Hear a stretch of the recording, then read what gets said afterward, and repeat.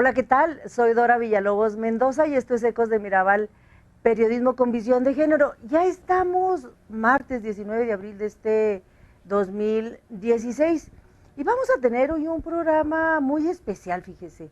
Estamos aquí con algunos programas especiales a los que yo les tengo muchas ganas, sobre todo porque son nuevas voces. Yo quiero que usted conozca a hombres y mujeres, sobre todo mujeres, que tienen expertez en muchos temas o que participan y son activistas en algunos temas y que a lo mejor no los conocemos tanto.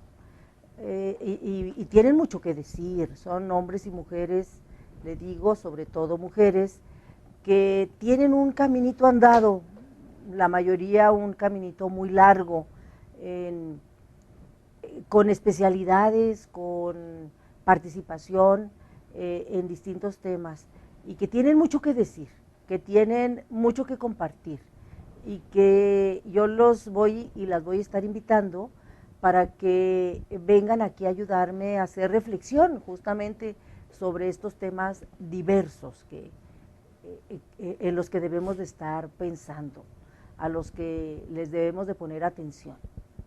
El tema, para ser así más precisa, de los pueblos originarios, porque ahorita mi invitada me va a explicar y a usted explicar, el tema de la cultura indígena es un tema, me parece a mí, de primer orden, que no le dedicamos la atención que debiera. Bueno, vamos a hablar de este tema, pero vamos a hablar de elecciones y vamos a hablar de las mujeres y vamos a hablar ahora sí como de muchas cosas.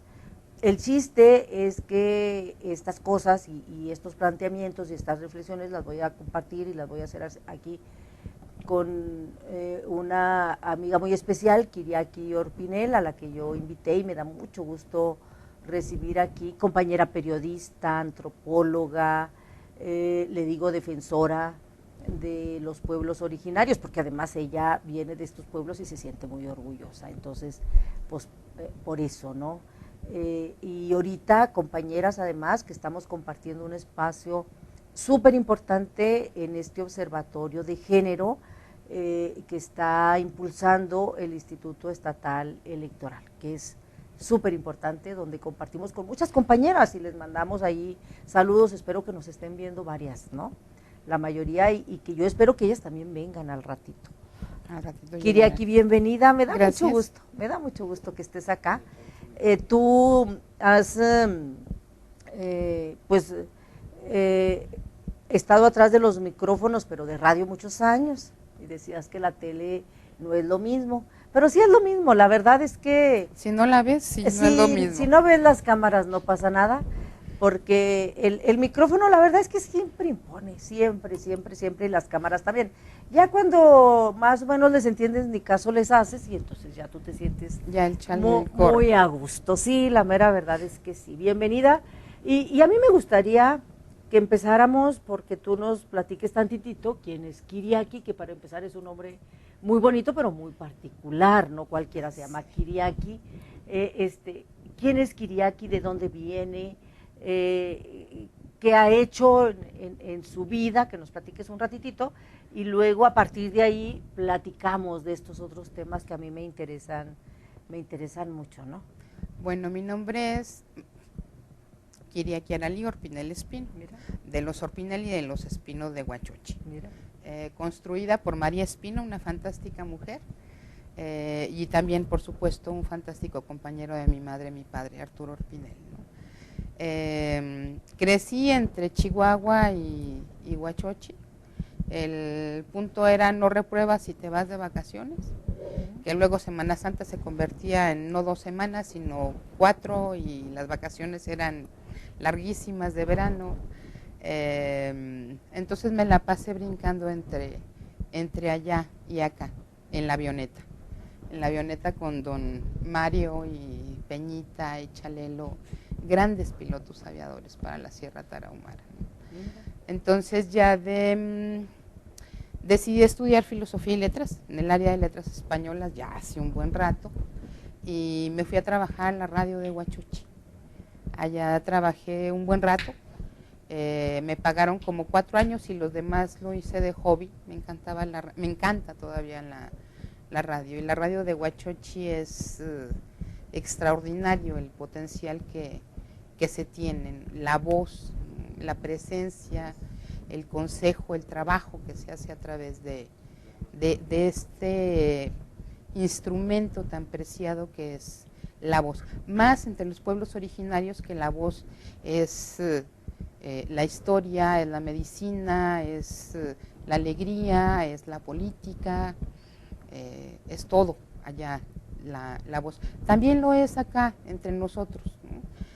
Lo vas viendo cómo vamos siendo cada vez más buenos para escribir, pero no dejamos de que sea importante la voz para nosotros.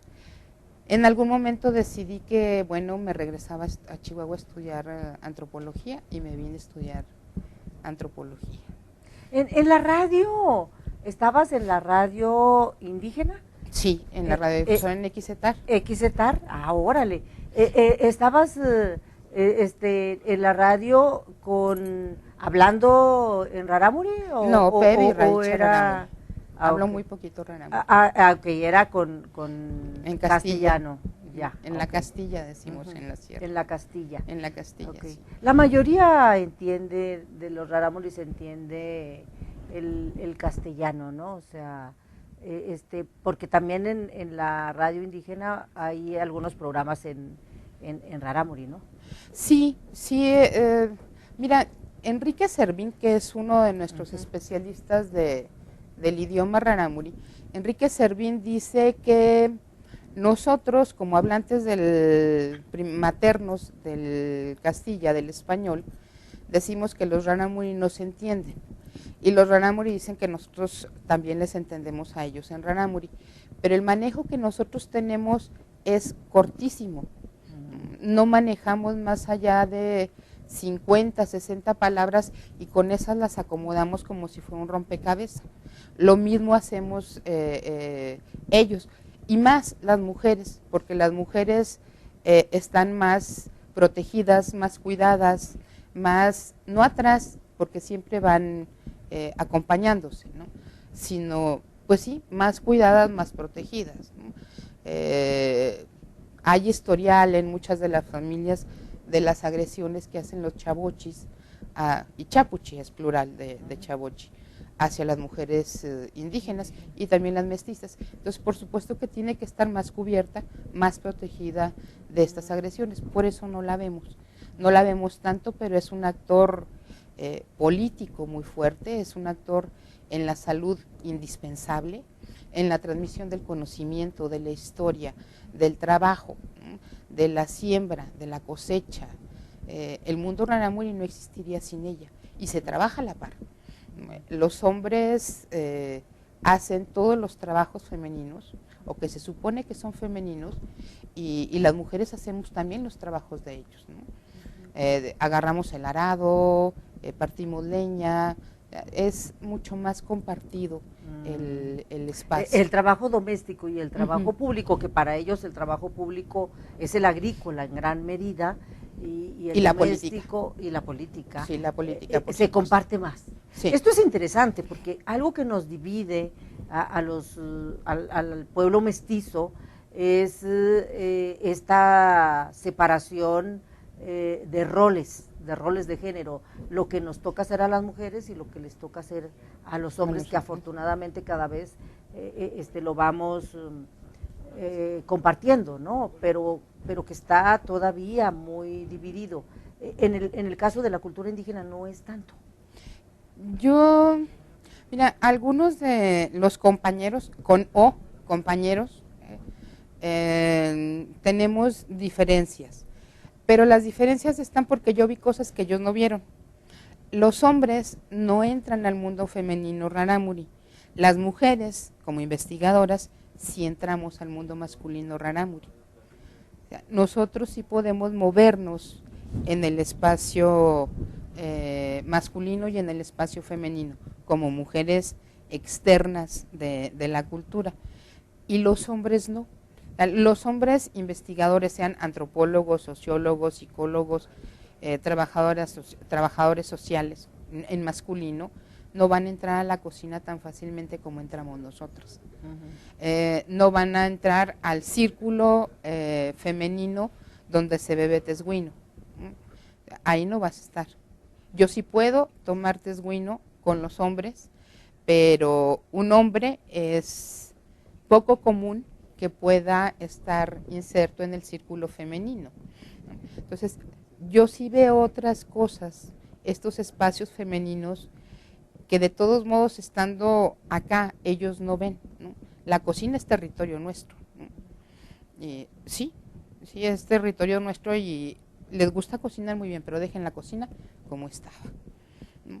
Este es el espacio de mamá o de la más grande de la casa, pero es el espacio femenino, ¿no?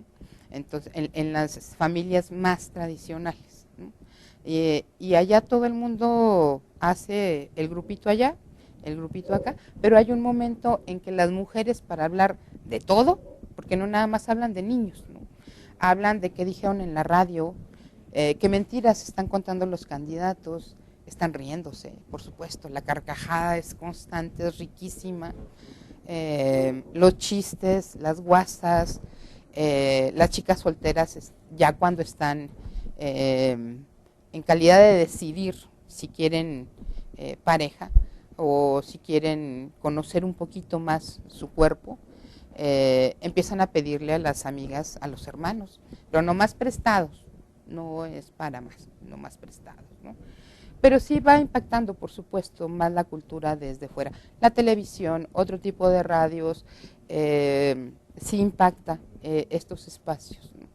Pero volvemos a nos entendemos con lo poquito que yo hablo y que entiendo el rarámuri y con lo poquito que ellas hablan y entienden el español.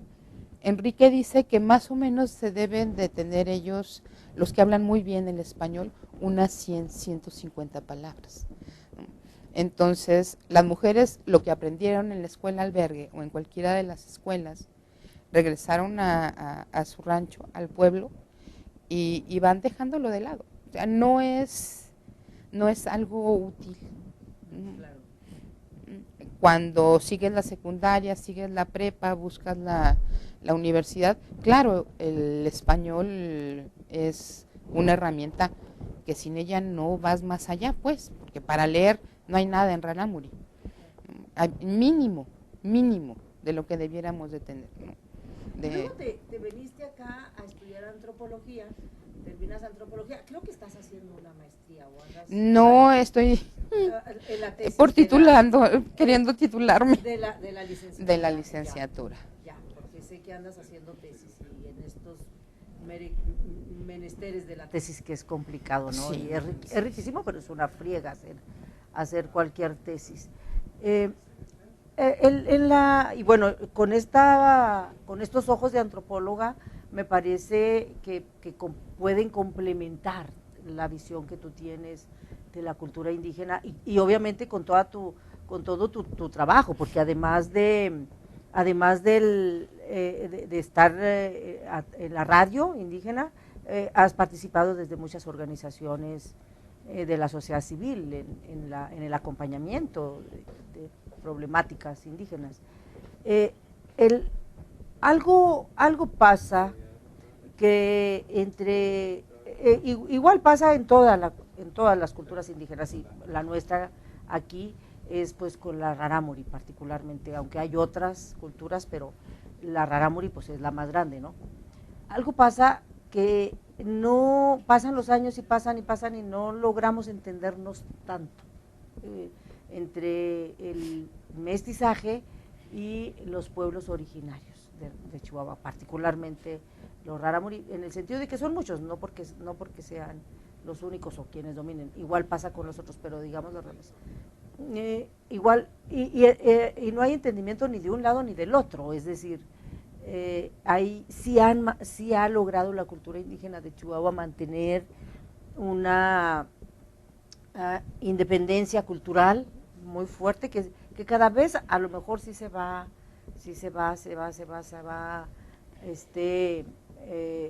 pues a lo mejor esté disminuyendo, pero que pasan los años y se va manteniendo de alguna manera, ¿no? En el sentido de, y hasta a veces hasta con cierto distanciamiento de la cultura mestiza. Por un lado el lenguaje, el idioma, un tanto que lo logran mantener,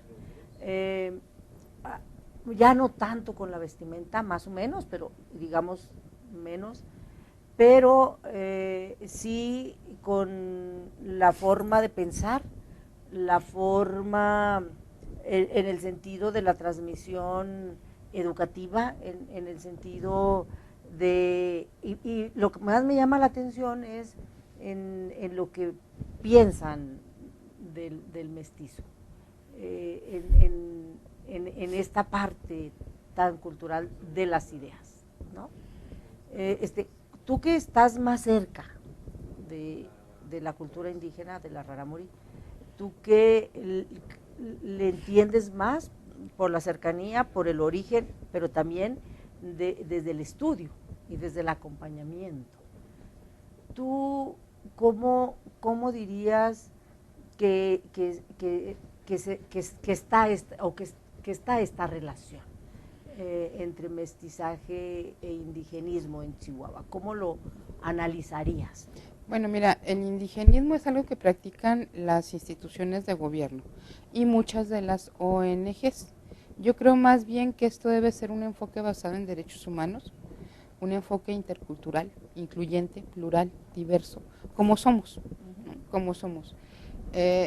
Yo creo que esto va, decía Stavenhagen, un magnífico antropólogo y un estudioso de los derechos, defensor de los derechos humanos. Algunos andan en la práctica y otros andan escribiendo. Stavenhagen escribe más que andar tomando casetas, pero bueno, su trabajo ahí está. Él dice que nacimos como un país lleno de criollos, que gobernaron los criollos, y este sentimiento criollil sigue muy presente. Entonces hay que sacarle al país todo lo que se pueda, hay que sacarle a los pueblos indios, a los territorios de los pueblos indios, todo lo que se pueda. Si fue el oro, si fue la madera, si es el petróleo, ahora es el agua, ¿no? Es donde está el agua bien, ahora son los paisajes. ¿Y qué le toca a los pueblos indios? Otra vez.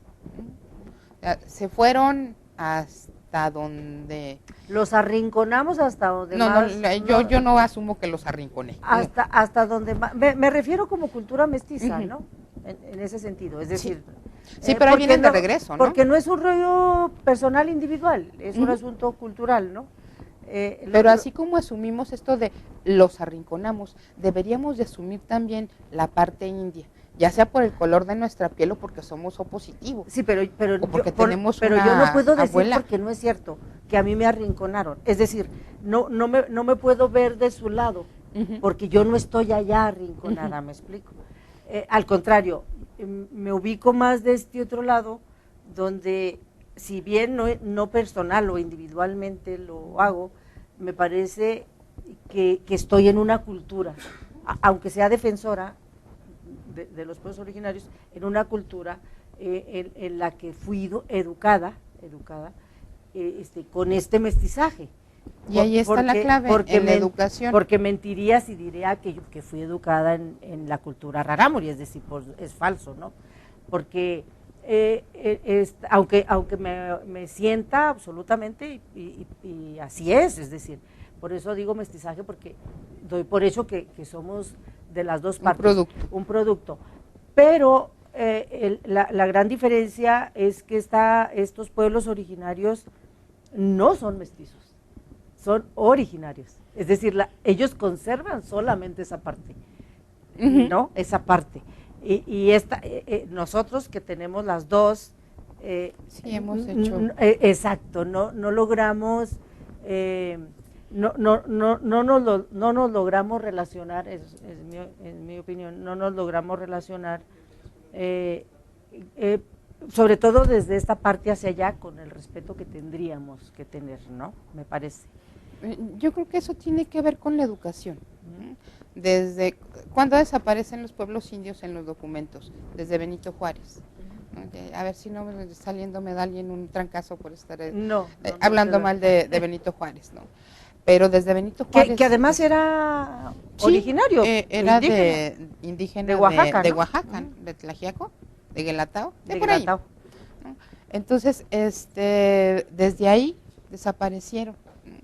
Luego, estudiando historia con un compañero, Ranamuri, decía, o sea que, dice, los jesuitas fueron más respetuosos de nuestros derechos que el país. Digo, ¿por qué? Dice, ¿no has leído la ley de Indias? Digo, una parte, es bastante amplia. Dice, pues lo que yo leí, dice, está mejor que el artículo segundo. Dije, uy, qué feo caso. Pero es parte de la educación, ¿no? De cómo Benito Juárez importó italianos, importó alemanes, españoles, portugueses, buscando que fuera blanqueado el país. Y les ofreció tierras y les ofreció recursos. Eso está en la otra historia, no en la que nos cuentan en la escuela. Los pueblos indios desaparecieron por años en la historia escolar. Aparecían los indios muertos, ¿no? Los grandes mayas que construyeron pirámides, los grandes aztecas con Tenochtitlan, con los extintos más, o bueno, así como de pasadita los Paquimé. Pero estos no aparecían. No los actuales, pues. No, estos regresan a la historia a finales del siglo pasado. Y mucha gente dice, pues sí, aquí están. Ahí están, sí, exacto. Sí, porque están, nunca se fueron. Nunca se han ido. ¿No? Y si tú ves el censo, encuentras Ranamuri en todos los municipios, no de Chihuahua, de México. O sea, en todos lados, son unos patas de perro, ¿no? Encantados, felices. Y tiene que ver con el ejercicio del poder, ¿no? Porque en el trajín, ¿no? Se quedan, bueno, inicialmente con el poder los españoles, luego con la independencia los criollos le hacen mestizos, y entonces es el mestizaje quien ha mantenido el poder, prácticamente completito. Estamos ahorita en un proceso, y que está padre, a ver si le podemos entrar tantitito a esto, de que estamos viendo además en el observatorio, esto de que en las nuevas leyes electorales federal y estatales, si viene en esta reforma la posibilidad de que haya un reconocimiento de los pueblos originarios, de los pueblos indígenas, pero de verdad, es decir, a través de las leyes electorales, que son las únicas que podrían llevar al poder a estos pueblos, ¿no? Porque se habla mucho de regresarles el poder, y que ellos en sus municipios, etcétera, como yo creo que Chiapas es el único estado donde han logrado municipios autónomos, pero aún en sus municipios donde dominan, porque en Chihuahua hay municipios donde son mayoría rarámuri, aún ahí no tienen el poder. Al contrario, la historia nos dice que han sido despojados no nada más del poder gubernamental y político, sino de todo, de sus tierras, de sus recursos, de todo. Ha habido mucho despojo, ¿no? El desconocimiento que tenemos del ejercicio del poder, en el caso de los rarámuri, es enorme. Sí. Yo no estoy segura de que al mundo... O el poder como lo vemos desde acá, ¿no? Ajá, sí. Porque el poder allá es colectivo, allá es de todos. Cuando intenta la institución desde acá, que ahora es norma a nivel nacional y que viene desde el internacional, cuando intenta hacer consensos, hacer consulta, ¿no? Lo que llaman el consentimiento libre, previo e informado, pues quieren hacer una consulta de ¿te parece? Sí.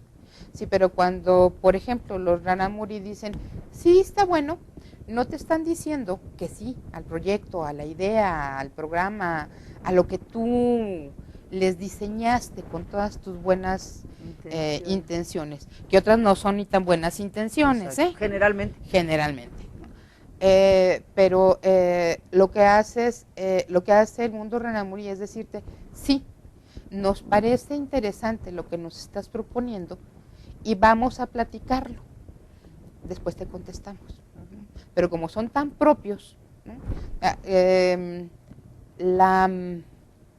Protocolo de las visitas entre los Ranamuri es que tú que llegas cansado a visitarme a mí, primero tomes agua, tomes pinole, comas de lo mucho, de lo poco que haya en casa y luego platiquemos. Chismiemos, nos comamos a los vecinos, intercambiemos toda la información posible, porque quién sabe cuándo volverás a pasar por aquí. Y lo más padre es que tú te vayas contento con la plática, que te vayas satisfecho, que te vayas alegre, que el descanso que tuviste ahí y es trasladarlo a las reuniones de las instituciones. Pareciera muy sencillo como lo planteo, es sencillo, es nomás ponerle corazón al asunto y abrir. Voy a robarle la frase al Ricardo Robles, al Ronco Robles, ya fallecido, que decía, el pedacito de Tarahumara que yo conozco, ese pedacito funciona así. Los demás no sé cómo funcionan, pero ese pedacito de Tarahumara que yo conozco funciona así, esperando que des chance para la plática. Y es relativamente rápido. Nosotros tardamos ¿cuánto tiempo en formar un proyecto institucional? Y ellos, que un año empezamos, bueno, pues pescaditos, no, pues truchitas, no, pues mejor granjitas de no sé qué, no, y se te va el año. Ellos tardan en hacer una consulta entre ellos, lograr el consenso, alrededor de 8 o 10 meses, más o menos el mismo tiempo. Es un poquito de respeto y ver los tiempos que tiene cada pueblo. Porque luego queremos, por ejemplo ahora con las elecciones, queremos agarrarlos en su casa para que sean escrutadores, vocal, presidente de casilla, secretario, todo esto que va en la casilla. Pues sí, nomás que ahorita andan sembrando.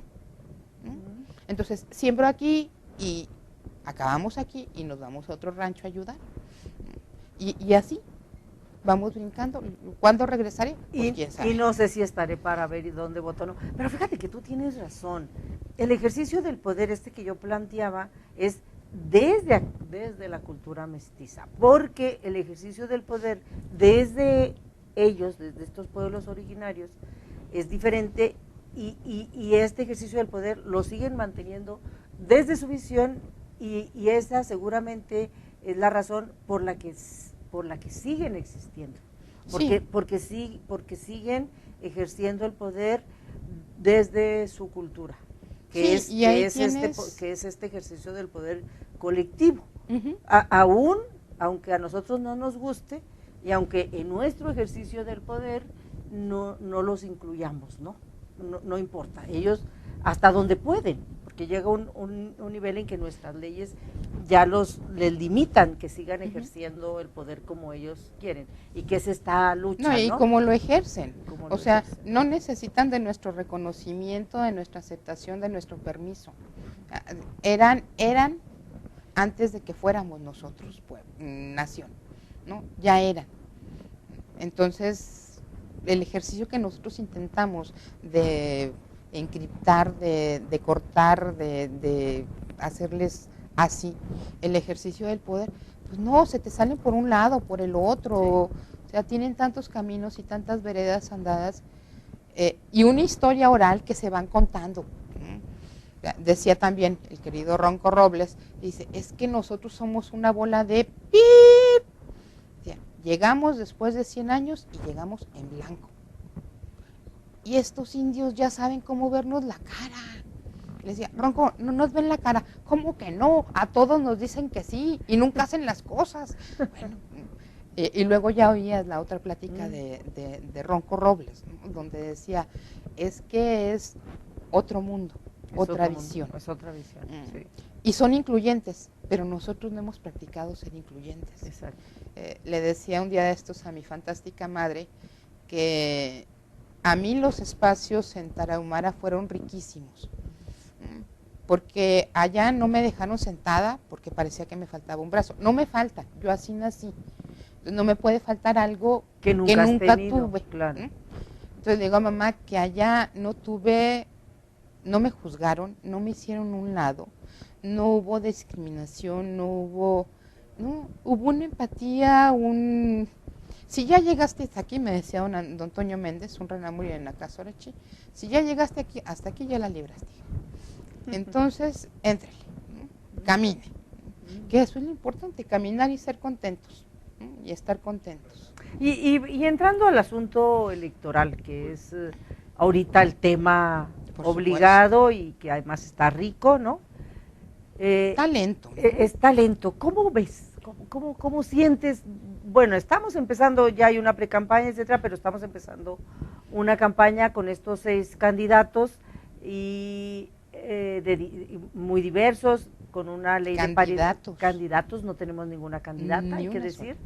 No, para gubernatura estamos compartiendo espacio en este observatorio de medios tan interesante y que tenemos toda la intención de vigilar esta ley de paridad, es decir, observar que tanto los partidos, que tanto las mismas instituciones electorales, los medios, etcétera, si cumplen con esta obligación de que por primera vez las mujeres en Chihuahua tengamos oportunidad de acceder a estos espacios del ejercicio del poder, ¿no?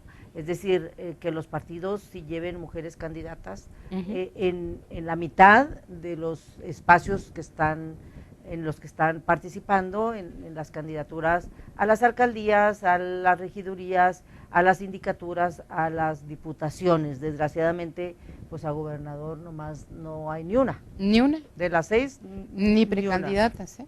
No hubo nada. Nada. Y yo siempre digo, a ver si para la otra, pero mientras son peras o son manzanas, son 6 señores.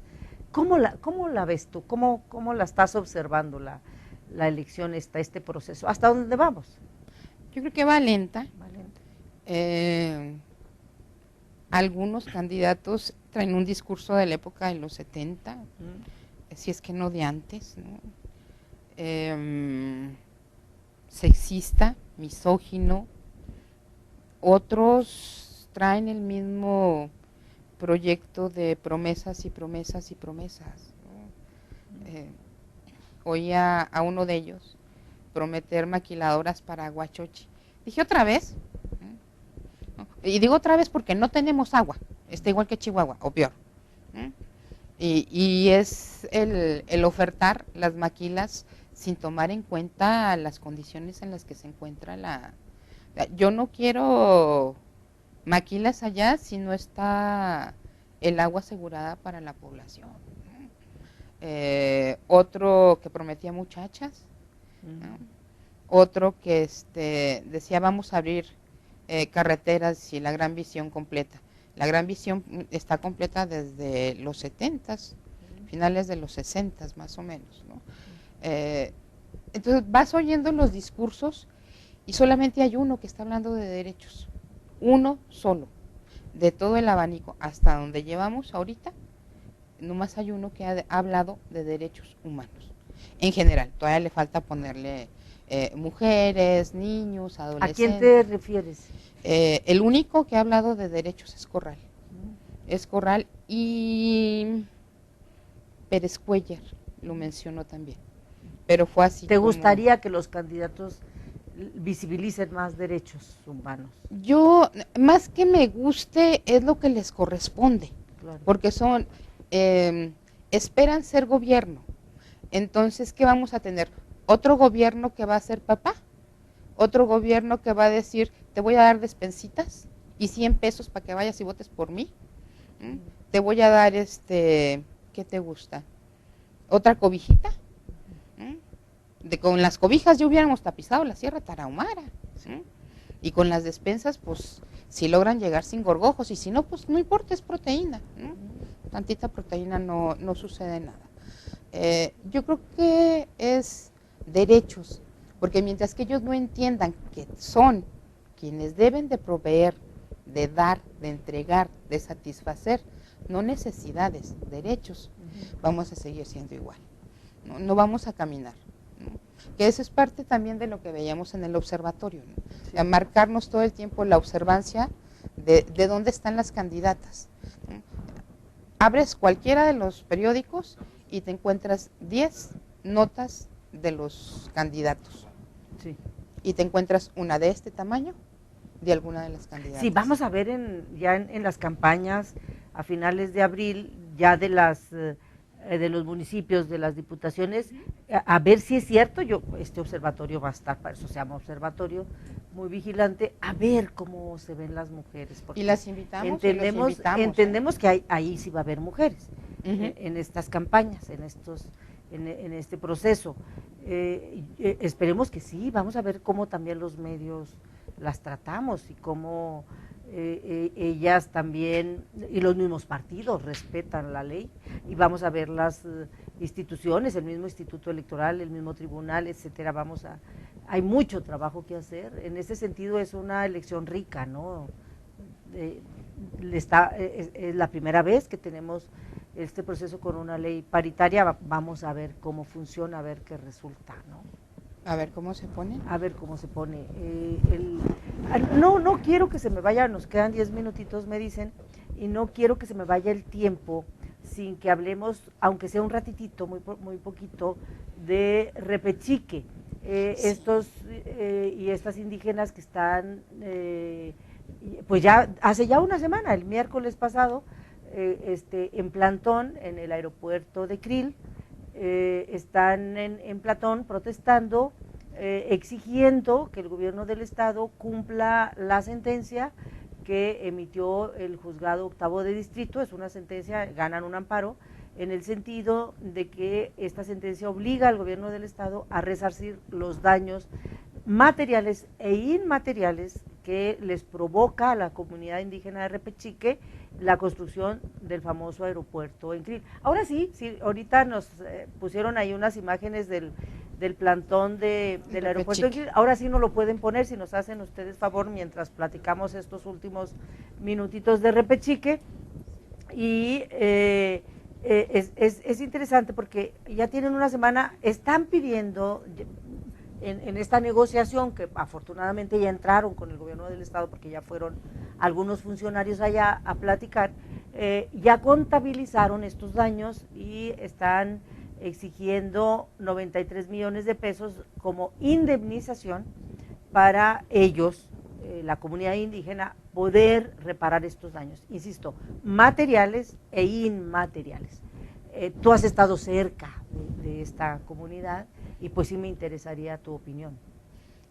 Cuando nos dijeron que iba a tomar el aeropuerto, yo creo que yo no ahí veía... está la toma y allá siguen, ahí ¿eh? Sí, ahí están, y allá siguen, y seguirán, dijeron, ahí hasta están. que haya una respuesta del gobierno, los ¿no? Compañeros y las compañeras de Repechique. Haciendo tandas ellos para mantener las guardias, ¿no? Sí. Muy acompañados por Comunar, por Cine, por Contec. Las iglesias, por Contec. Digo las iglesias porque aparte de la católica hay otras, ¿verdad? Sí, también acompañando, ¿no? Entonces sí es un espacio que llama la atención. Claro. Tú ves el Twitter, ves el Facebook y la gente pregunta, pero son los Rarámuri los que son pacíficos. Sí, pero así fue la toma, usted no se preocupe, así, pacífica, tranquilita, no pasó a mayores. Aunque suponemos que, bueno, alguien dio la caminata para empezar a hacer el cierre, y oías y leías a los funcionarios cuando decían, es que yo nunca he oído esto de los daños inmateriales.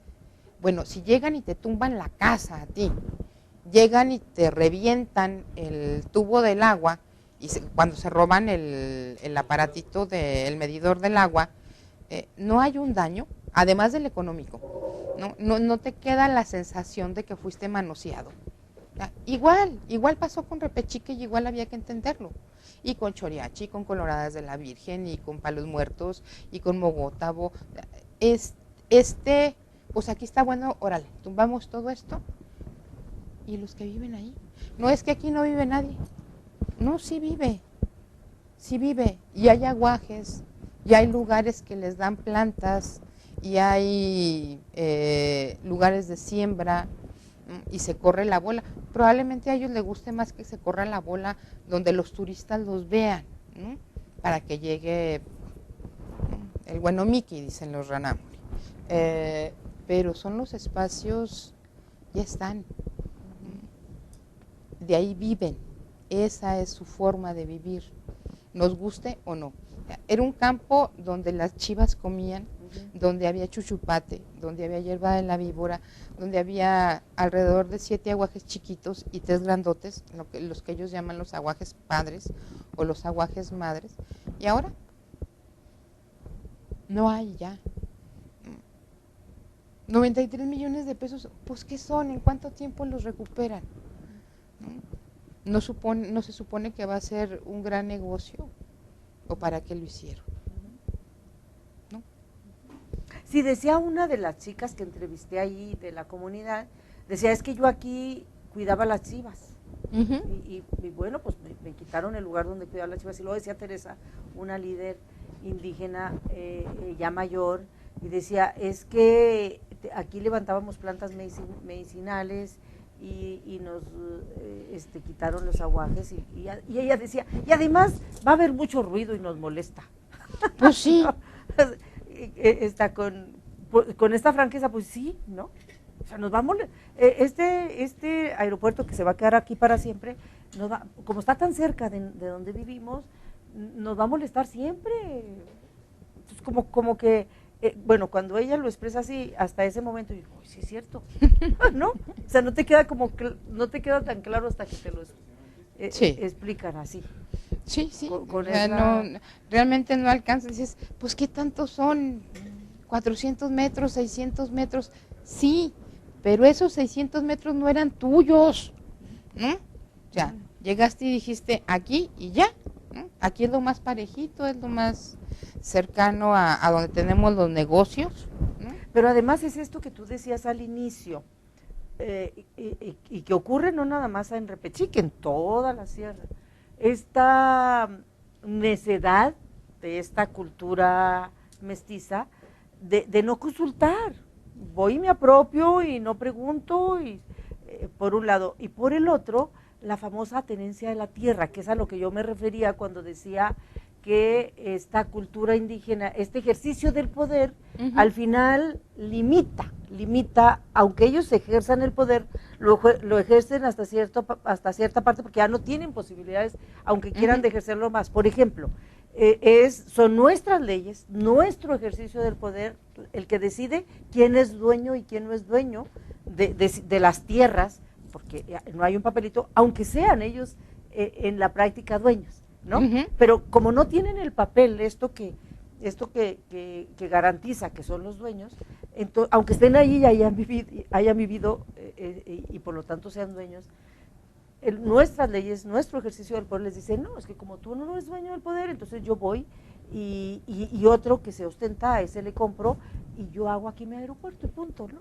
Y entonces resulta que un peritaje antropológico, que eso es lo interesante y ya no nos va a dar mucho tiempo para descifrar esto, que un peritaje, que eso es lo maravilloso de este conflicto, les dice, oigan, pues sí, efectivamente no tienen papelitos, pero los dueños son ellos y se friegan, ¿no? Y si le haces un peritaje lingüístico, y si le haces un peritaje arqueológico, y si le haces un histórico, el territorio es de ellos, ¿sí? Con papel o con sin papel. papel. O sin papel. De los es la necedad de nuestros papelitos, ¿no? Exacto, de nuestra manera de ejercer el poder, ¿no?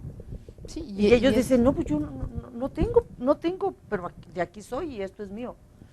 Sí, aquí vivió mi abuelo, y mi bisabuelo y mi tatarabuelo. Aquí lo interesante es que si hay un juzgado de distrito que está cumpliendo los mandatos internacionales, lineamientos internacionales, que está diciendo, pues sí, ¿sabes qué, mi alma? Si es de ellos, les indemnizas, les indemnizas, reparas los daños y ni modo, ¿no?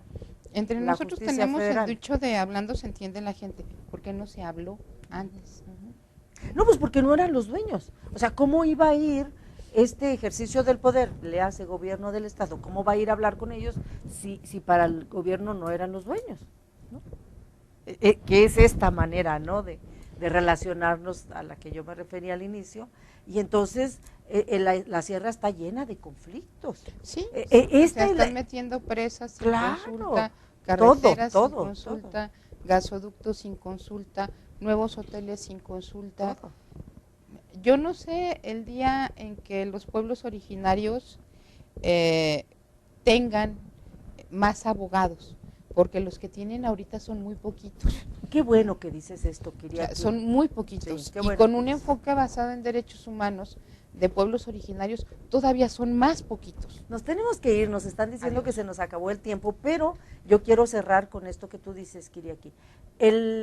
Yo creo que la experiencia de Repechique, lo maravilloso de Repechique, y ellos así lo dijeron y así lo están diciendo las organizaciones que les acompañan, es que esta va a ser una buena experiencia que van a replicar otros, porque se fueron a litigio y es la justicia federal la que le está diciendo al Estado, ¿sabes qué?